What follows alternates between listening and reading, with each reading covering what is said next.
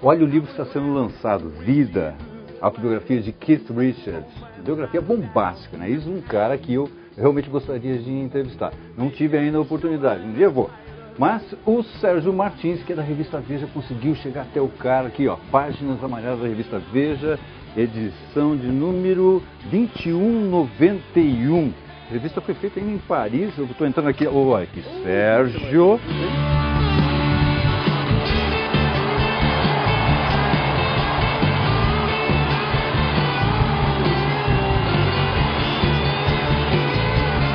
Tá no livro, né, que uma das manias dele é justamente abraçar as pessoas. Tá? E fora ele abraçou você? Sim, com certeza. Fora aquele copo de vodka com suco de laranja que ele não larga. Tá? Aliás, é um exercício de malabarismo muito interessante, né? Porque o copo nunca cai, né? Ele vai pra cá. Tá?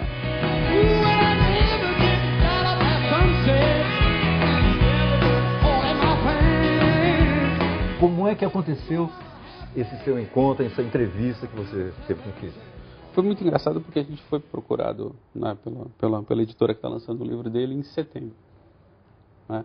E eu estava de férias, estava fora do país e estava checando meus e-mails quando eu vi, olha, existe uma possibilidade. Tá?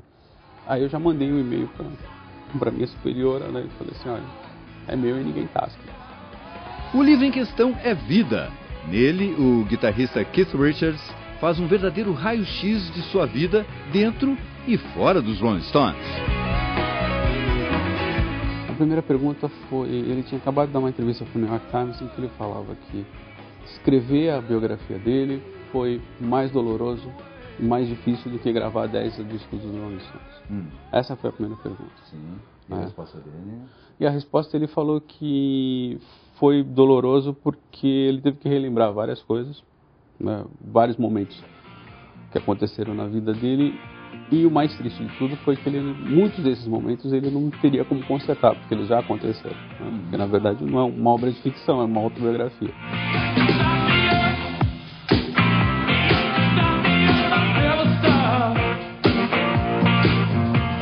Diz ele que está limpo há 33 anos, né?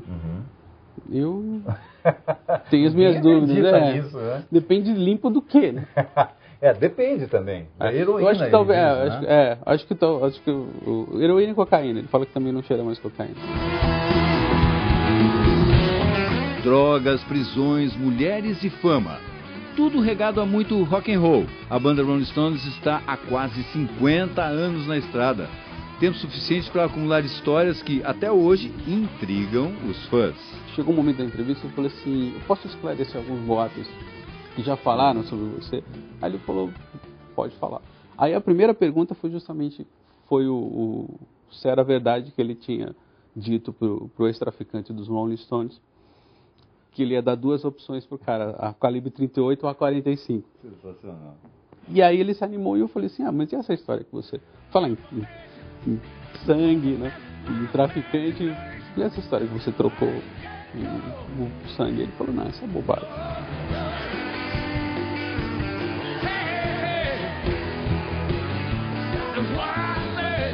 Em determinado momento ele falou alguma bobagem que todo mundo toma como verdade universal. Aí o cara desmentir é um fato.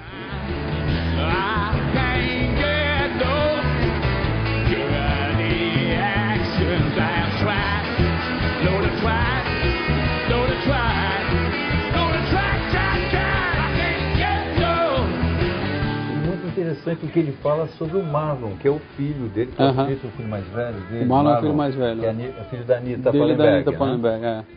Que aparece muito no Exile on Main Street, aquele garotinho correndo, um bando de maluco, né? Usando tudo que podiam, e aquele garotinho ali no meio e tal. E ele falou o que sobre o Marlon convivendo com isso tudo? Que ele colocou o Marlon para ir para a estrada, porque era uma maneira de ver como funcionavam o esquema dos Rolling Stones na estrada, e inconscientemente foi até uma maneira de mostrar pro menino como se afastar de tudo aquilo, né?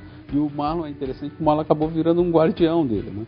Então o Marlon não deixava ninguém acordar o pai, só ele podia acordar o pai, afastava os traficantes indesejados e tal. Isso é muito interessante.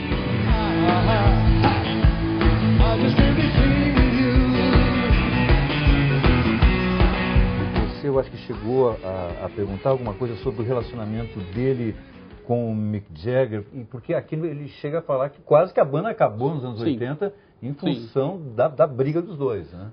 A banda quase terminou quando o Mick Jagger, segundo o Keith Richards, o Mick Jagger teria ficado obcecado demais pela fama e pelas promessas que o Walter Yetnikoff, que era o presidente da CBS, que tinha acabado de contratar os Rolling Stones, fez com o Mick Jagger. Então, o Jagger acabou achando que ele poderia desenvolver uma carreira solo e que essa carreira solo seria mais brilhante que a dos Rolling Stones. A resposta do Keith Richards primeiro veio através do Dirt Work, né, que é um disco praticamente do Keith Richards, e depois o Keith Richards partiu para a carreira solo, com o Expensive Wines. Né? Então, houve um momento muito conflitante ali. Mas no livro, o que é curioso, no próprio livro ele fala assim, olha, minha carreira solo não deu certo, a carreira solo dele não deu certo, a gente descobriu que a gente funciona mesmo nos Rolling Stones.